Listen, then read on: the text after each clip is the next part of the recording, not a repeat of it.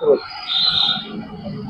काय सांगाल सर आपल्या हातीमध्ये कारवाई करण्यात आलेली आहे गर्भलिंग गर्भपाताची त्या संदर्भामध्ये कसा गुन्हा दाखल करण्यात आलेला आहे? सातारा पोलीस स्टेशनच्या हद्दीमध्ये आम्हाला अगोदरच एक 8-10 दिवसापूर्वीच इन्फॉर्मेशन होती की अवैध गर्भपात, लिंगनिदान आणि गर्भपात याबाबत एक टीम सक्रिय आहे.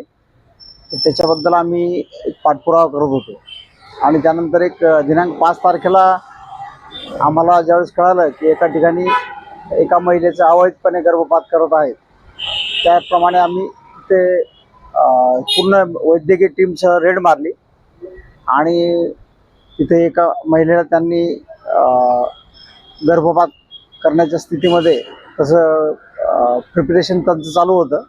त्यामध्ये आम्ही 2 महिला पकडलेल्या आहेत आणि त्यांना सहाय्य करणारा डॉक्टर आहे, एक डॉक्टर पकडलेला आहे. आता त्यात ते बाकीचे आरोपी फरार आहे, त्यांचा शोध आम्ही घेत आहोत, तपास चालू आहे. 13 तारखेपर्यंत PCR आहे आरोपींचा. यामध्ये किती गुन्हेगार असले? आता तपास चालू आहे, त्यामुळे अजून बरेचसे आरोपी त्याच्यामध्ये निष्पन्न होतील, ज्यांनी या अगोदर पण करून घेतलेले आहेत. असे त्याचं जवळपास 1.5 वर्षापासून करतायत अशी माहिती मिळालेली आहे. तपासामध्ये निष्पन्न होईल पुढील भाग अजून.